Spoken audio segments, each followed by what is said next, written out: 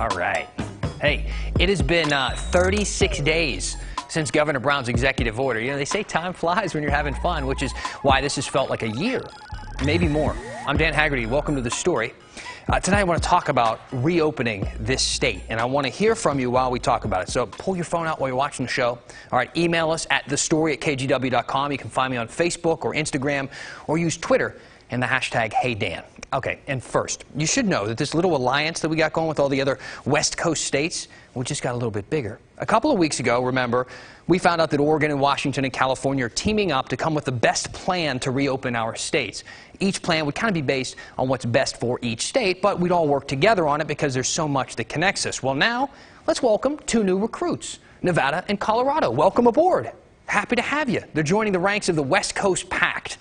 It's kind of the adopted name of this little clique that we've got going on here. We've been tossing around a couple of other alternatives. I'm kind of partial to the United States, you know, states that are united. I'm still workshopping it. I'm being told there's some maybe copyright issues there. But look, regardless, this expanded alliance brings us to our quote of the day from Governor Brown, who said, as Western states, we are in this together. But before you start thinking that the Wild Wild West is riding solo here, keep in mind a collection of Midwestern states also formed an alliance. So did a bunch of Northeastern and New England states. But, you know, Colorado is pretty close to the center, and they picked us.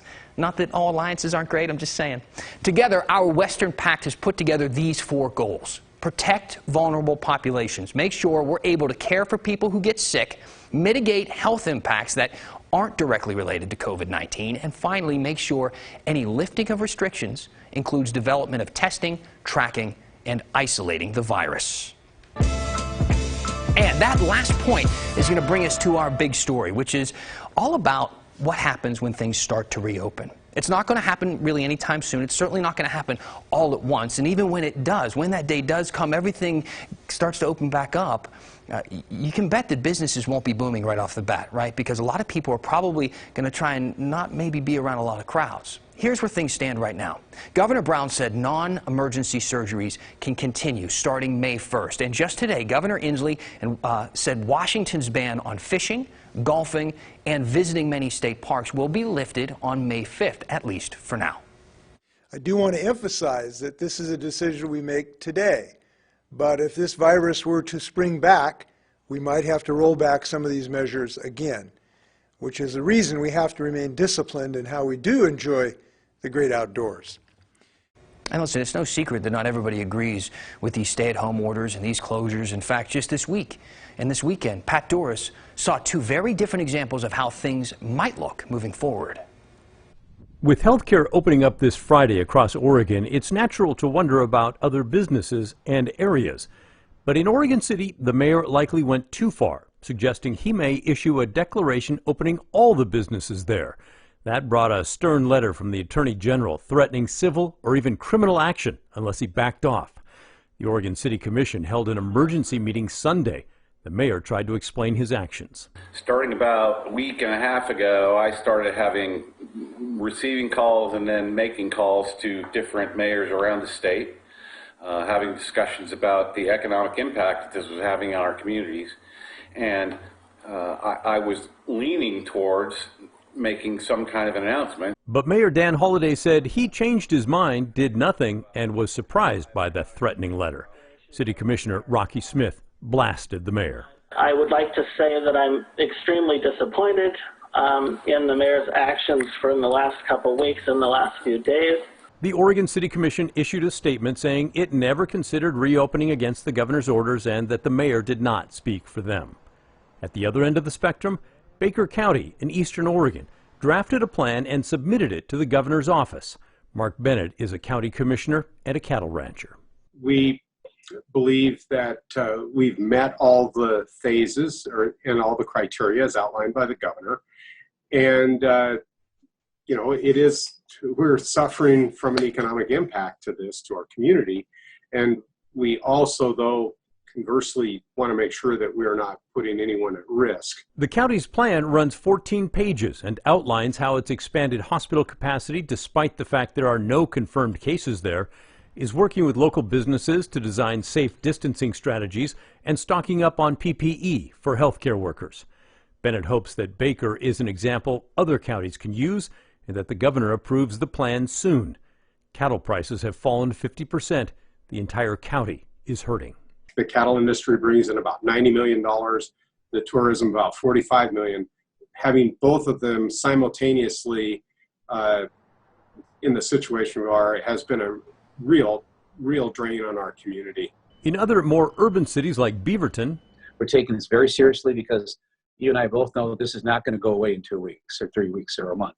mayors like Denny Doyle are working on ways to reopen government buildings when the time is right. Doyle thinks that will be May 26th. It sounds like, unlike, for example, Baker County, you folks are not putting together a package that you'll give the governor and say, here's what we got, we're ready to reopen. No, we haven't been asked. If we're asked to do that, we certainly will. But I think that our area presents different challenges and in a lot of ways different opportunities. And so we have to think about ourselves a little bit differently. And that's fine. We have no plans to do that. Instead, he's trying to figure out how the city can create a $500,000 fund to help residents with rent and food until the jobs wiped out by the virus return. Okay, Pat Dorr's joining us now. Very interesting to see some of these smaller municipalities kind of stand up and make edicts for their own community here against the governor. What do you think this says bigger picture? Well, it definitely shows us the desperation, I think, that's being felt in some areas, and also the anti-big government feeling that people are saying, you know what, I'm not sure the governor has the authority to do this. And I think that's why we saw the Attorney General with that very stern letter. It was a political version of a WWE SmackDown. I mean, I think that was clearly meant to make sure that nobody else tries to go against the governor's edict because they feel that it's dangerous and shouldn't be done. You got it. Pat Dorr, thank you. You bet.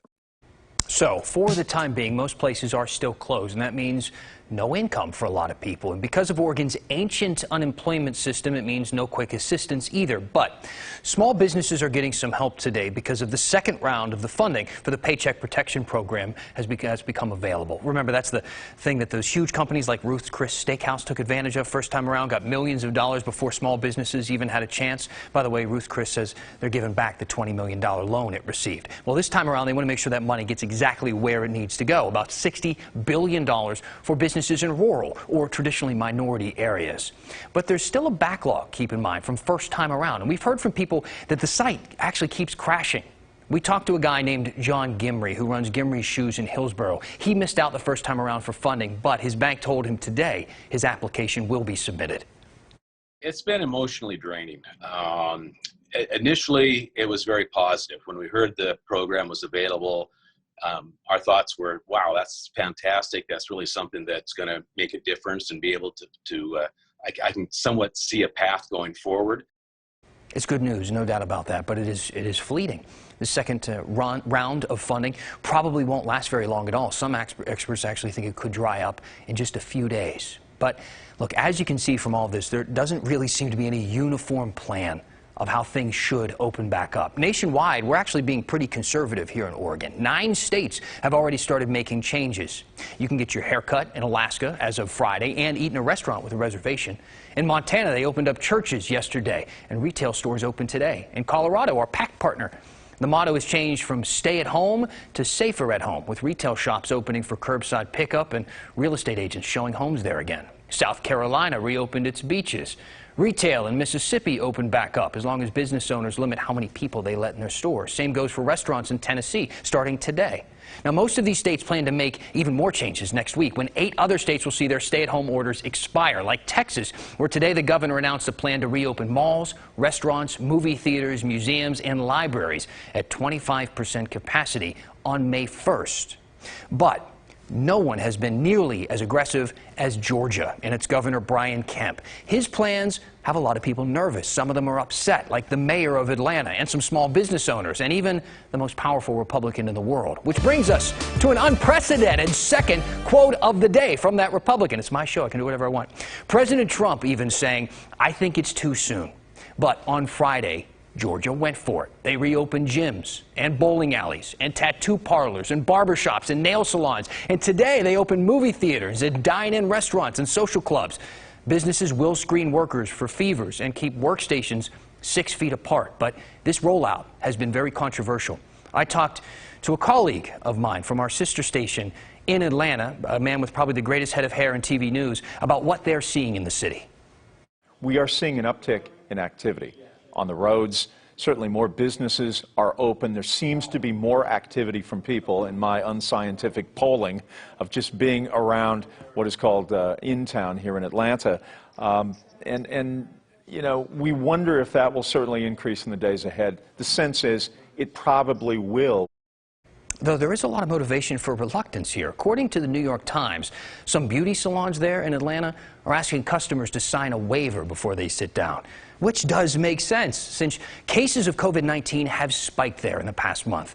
According to the COVID Tracking Project, Georgia started April with 4,600 known cases and 139 deaths. But as of today, 27 days later, they're reporting nearly 24,000 known cases and 971 deaths. All right, there's a fine line right now between what is responsible and what's not. And there are a lot of opinions out there, and clearly as to where that line actually is. We still get a lot of questions about social distancing, like, is it okay to throw a dance party right now? The answer is no. What about throwing a dance party at a hospital? I'm going to go ahead and throw a double no down on that one. But apparently, the ROSEBURG VA, the hospital there, did not get that memo.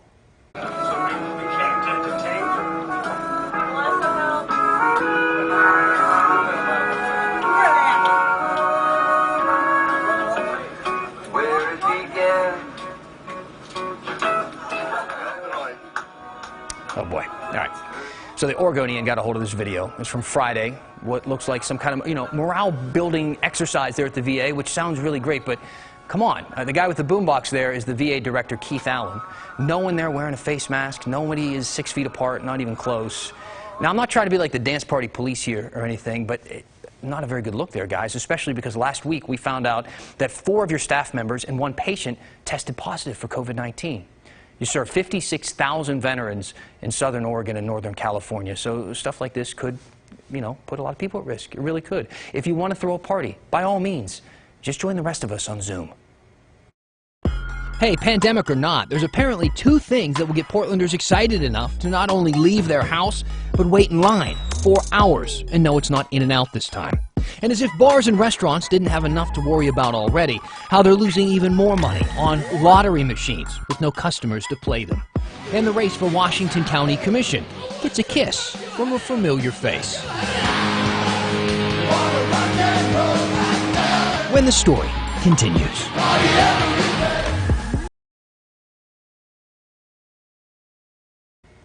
Welcome back, and thank you to everybody who's taken a few minutes to write in using the hashtag HeyDan on Twitter or sending us an email at thestory@kgw.com. We got one from Robbie Igo, who asked, why is the state still charging bar owners and the like for the use of lottery machines even though the state has disabled the ability to use them? Yeah, it turns out that Robbie is spot on here. Not only are bars and restaurants losing money in all this, they have to keep paying to lose money. We learned today the Oregon Lottery is billing companies who use those video lottery machines even though they were shut off last month because, unlike personal income taxes, which have been pushed back, the state of Oregon wants those lottery tax dollars now. This means about 550 bars and restaurants are on the hook for these machines. We talked to the owner of Newport Steak and Seafood. She has a $2,000 tax bill from the lottery and no customers. I think that they could have given us choices like, if you guys don't have the money, we know we've been shut down. We're willing to let you pay it, in small amounts when we come back online. We asked the Department of Revenue about this. They told us taxes were incurred before the terminals were turned off, and the retailers were compensated for the earnings, which triggered the additional tax. Now, if ventilators are as valuable as gold nowadays, then you might say the team at OHSU is performing alchemy. Brittany Falkers talked to them.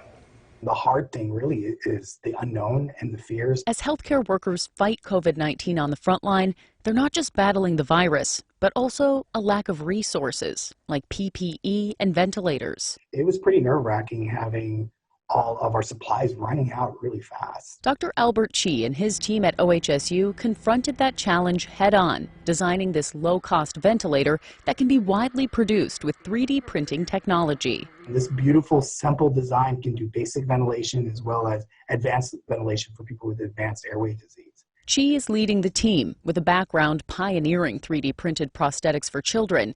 He says everything fell into place perfectly for his team to be able to create this ventilator in just 4 weeks. It's almost kismet. I really felt as though our lab was made to do this. The design is straightforward and doesn't even require electricity, just a standard oxygen tank. The low-tech ventilators can be replicated anywhere in the world for less than $10 of material, helping our medical teams in the U.S. and other countries in the crisis. It's really just math and flow dynamics at its absolute purest. And if you see the vent, it really can fit in your pocket. It's a pocket-sized ventilator. Dr. Chi says these ventilators aren't meant to replace more sophisticated equipment, but it's a reliable solution when there's no other option. It's really choosing death versus using our crisis ventilator. I honestly, in my heart, believe that this can be life-changing and life-saving. Right now, the team is still waiting for emergency use authorization from the FDA. They've sent their ventilators to other medical and military institutions for feedback and evaluation in the meantime. And they're working with other organizations to make these ventilators available for free. That is our ultimate goal, is to give this gift to the world at no cost and just, in hopes of fighting this pandemic. Brittany Folkers, KGW News. All right, here on the story, we don't do political endorsements, all right? We leave that to our friends in the print media. But you know who does do endorsements nowadays? Classic rock bands. Because Tommy Thayer, a.k.a. the Spaceman, has officially endorsed Manuel Castaneda for Washington County Commissioner. Thayer is currently lead guitarist for KISS, as you should probably know. And listen, I know I'm relatively new here, but I actually didn't know that Tommy grew up and went to school in Beaverton. At least that's what the flyer says right there. All this to today. Tomorrow is your last day to register to vote before Oregon's primary election. So if you haven't done that, please do it. Ballots are going to start being mailed out on Wednesday, and Election Day is May 19th. Hey everybody, I'm Matt Safino. I've got a story that's kind of bugging me. So we're going to talk about this one tonight. And it's about insects and a potential insect apocalypse, as if we didn't have enough to worry about, right? This is a study out of Michigan State University looking at the global decline of insects. And in case you don't think that's important, now just look at this video. It is. Bees and other pollinators are crucial to our food supply. Without them, the system sort of collapses because you don't have the pollinators going around doing their thing and helping us to create and grow the food that we need. The researchers have looked at a 1% decline per year in land-dwelling insects over the last 30 years, and that is causing great concern. However, it's not the same everywhere. There's a lot of variability and variation from place to place to place. And they've seen some insect populations, like the monarch butterfly, come back due to efforts. So there is hope that this can be turned around. And this is the part that really bugs me. The water-dwelling insects, especially the freshwater-dwelling insects, especially mosquitoes, they're doing just fine. They're seeing an increase about at 1% per year, which is unfortunate. Now, here's the lowdown on this. Is it an insect apocalypse? Probably not in the long term, but it is something of concern. Pollinators, of course, crucial to our food supply, so we are worried about them. As I said, a quarter of land-dwelling insects have disappeared in the last 30 years globally. It is probably not related to climate change because we're not seeing it uniformly distributed across the planet, and more research needs to be done, like in the tropics, especially where there's just a ton of bugs. A lot of regional variability, but again, the researchers think that the biggest culprit here is probably the increase in urbanization. That takes away the habitat and the food. We've heard about that for other bigger animals, but also for insects too. It's just too bad, Dan, that it couldn't have happened to mosquitoes, right? Then I think that would have been a win-win, don't you think? All the mosquitoes at home are going, hey, man, what gives? Yeah, but I'm with you. I also like when you say, you know what really bugs me? All right, Matt, thank you. Appreciate it. Another bit of really good info from Matt there. So there's been a noticeable dip in pollution since so many of us have stopped driving to work. Now, if there's any good news in all of this, it might be that. But our cars don't like to just sit around. And if you're not careful, they'll make you pay for it, literally. Here's Chris McGinnis. With a lot of our cars just sitting there collecting pollen and bird droppings, know this: your tire pressure is dropping, your battery is slowly leaking, and your brakes are getting rusty. Your calipers and your rotors are steel, so they're going to rust just sitting there. First thing people notice when they get in and they go to move, a grinding noise. That typically takes care of itself. Brent Allen of Point S Auto Care in St. John says, tap the brakes a few times and that rust and noise goes away. The bigger issue might be not getting your car to start at all. Batteries leak charge, even when a car is not being driven. Most of us have probably heard that you just fire up the car every few days to preserve the battery. But short drives around town aren't going to charge it as well as a 20-minute highway drive. And lastly, a sitting car can get a musty smell from mold growth in your cabin air filter. Those should be changed at least once a year, and sometimes a whole lot sooner if you wind up with an unwelcome guest. Rodents. They're looking for warmth in homes, and so air filter boxes, vents, up in the engine bay, they tend to make nests, and so that can happen if you smell a weird smell in your car. More than likely it's a critter in there. Just freeze frame on that guy. There's a critter in there. All right, look, one thing that we've learned during this whole shutdown, people really love food. You can see that I do, I think, if you compare the beginning to right now. I mean, who doesn't, though, right? And apparently, they'll wait hours in line to get it. And we're not talking about free food here either. We're talking about Ringside Steakhouse. And look, they make a mean steak, all right, in Portland. They started selling steaks and other meat this weekend, and people went crazy for it. Look at this line of cars. People said they tried to get there early, but the line was already backed up for blocks. And it's not just Portland. Check out this line outside of the Columbia Theater in St. Helens. They've been selling big, huge buckets of popcorn for $5 each to help stay in business. And it's safe to say it's working because they're obviously really busy. Look, last chance for you guys to send in some questions or comments. Use the hashtag HeyDan. We're going to read a couple of them when we get back, at least for today. We'll have more tomorrow. So if you have something that you're not sure if you send it or not, send it tomorrow. I'll keep reading it. So get them in, a couple more minutes, and we'll read them after the break. And we're also going to keep Portland weird with whatever this is when we finish the story next. Hey, so as some of you guys might know, I'm a music teacher, and I found that one of the best ways that I can process the whole transition to online learning and teaching is to write a song. So I wrote a song. I'd like to share that with you guys now. Here we go.